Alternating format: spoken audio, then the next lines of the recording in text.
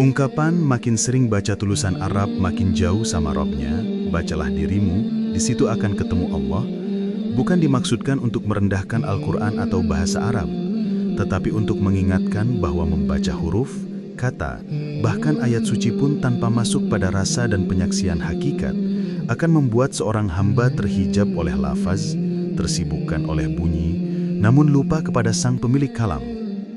Dalam puncak ilmu ma'rifat, setiap huruf, setiap lafaz, setiap bacaan hanyalah pintu. Tetapi hakikat yang dituju adalah Allah Subhanahu wa Ta'ala yang bersemayam di dalam diri hambanya, yang lebih dekat daripada urat leher, sebagaimana firman Allah, "Wa nahnu aqrabu ilaihi min hablil warid." Dan kami lebih dekat kepadanya daripada urat lehernya. Quran Surat Qaf ayat 16. 1. Huruf sebagai hijab dan sebagai pintu. Al-Quran diturunkan dalam bahasa Arab, karena bahasa Arab adalah bahasa yang paling padat, kaya makna, dan mampu memuat rahasia. Tetapi perlu dipahami bahwa bahasa hanyalah wadah, bukan isi. Huruf-huruf Al-Quran itu seperti cermin. Bila engkau hanya berhenti pada bunyi hurufnya, engkau hanya akan melihat pantulan kulit luar. Tetapi bila engkau masuk ke dalam makna, engkau akan menemukan bahwa huruf-huruf itu hidup, bertasbih, dan mengantarkanmu pada Allah. Para ahli makrifat sering berkata, huruf itu hijab sekaligus pintu. Ia menjadi hijab bila engkau hanya sibuk pada susunan lafaz, tajwid, panjang pendeknya, tanpa sampai pada rasa yang ditunjukkan. Tetapi ia menjadi pintu bila engkau menyadari bahwa setiap huruf adalah tanda kehadiran Allah. Misalnya huruf alif, ia tegak lurus, melambangkan keesaan Allah. Huruf lam menyambung, melambangkan sifat yang menghubungkan. Huruf ha yang lembut, melambangkan rahasia hidup. Bila engkau merenunginya, huruf-huruf ini bukan sekedar tanda, melainkan jalan pulang menuju sang penulis kalam. 2. Membaca dirimu, kitabullah yang hidup. Rasulullah SAW bersabda, "Man arafa nafsahu faqad arafa rabbahu." Barang siapa mengenal dirinya, maka sungguh ia mengenal Tuhannya. Hadis ini menjadi kunci puncak ilmu makrifat. Allah menurunkan Al-Quran, tetapi sesungguhnya di dalam dirimu ada kitab lain yang tidak tertulis dengan tinta, tidak berhuruf, tidak berbahasa, melainkan kitab kehidupan itu sendiri. Itulah yang disebut kitab diri.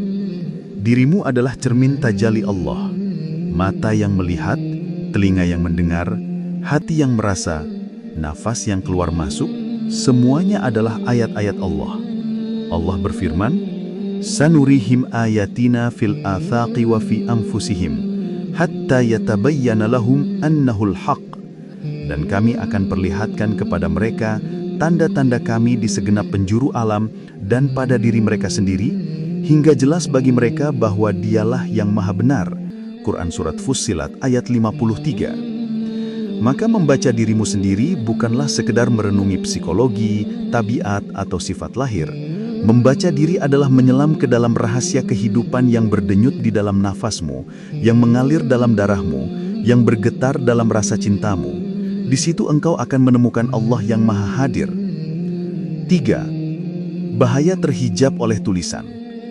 Mengapa ada peringatan makin sering baca tulisan Arab makin jauh sama Robnya? Karena banyak manusia yang berhenti pada simbol, tetapi lupa hakikat. Mereka fasih melafalkan ayat tetapi hatinya kosong. Mereka indah menyenandungkan, tetapi tidak merasakan kedekatan dengan Allah. Allah berfirman tentang kaum yang membawa kitab tetapi tidak memahaminya. "Mathalul ladzina hummilut taurata, thumma lam yahmiluha kamathalil himari, yahmilu asfara." Perumpamaan orang-orang yang dipikulkan kepadanya Taurat, kemudian mereka tidak memikulnya, adalah seperti keledai yang membawa kitab-kitab yang tebal. Quran Surat Al-Jumu'ah ayat 5. Maka dalam ilmu ma'rifat, membaca Al-Quran bukan sekedar dengan lidah, tetapi dengan hati. Setiap ayat dibaca dengan penyaksian bahwa yang berbicara adalah Allah, dan yang mendengar pun adalah Allah melalui dirimu. Maka terakhir, ma'rifat tidak menolak membaca Al-Quran dengan lafaz, tetapi menekankan agar bacaan itu tidak berhenti di lidah. Ia harus menembus hati, menyinari rasa, hingga engkau melihat wajah Allah di balik huruf-huruf itu. 5. Menemukan Allah di dalam diri. Allah berfirman, "Wa fi anfusikum afala tubsirun." Dan pada dirimu sendiri, apakah kamu tidak memperhatikan? Quran Surat Adz-Dzariyat ayat 21.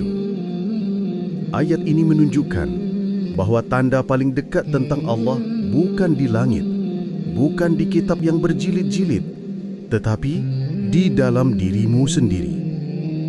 Ketika engkau bernafas, siapa yang menggerakkan keluar masuknya udara? Ketika engkau tidur, siapa yang tetap menjaga hidupmu? Ketika engkau hidup, siapa yang menyalakan cahaya kesadaran dalam dirimu? Semua itu adalah Allah. Maka, membaca dirimu adalah membaca ayat-ayat Allah yang paling nyata. 6. Makna membaca diri dalam jalan makrifat. Membaca diri dalam puncak makrifat berarti: 1.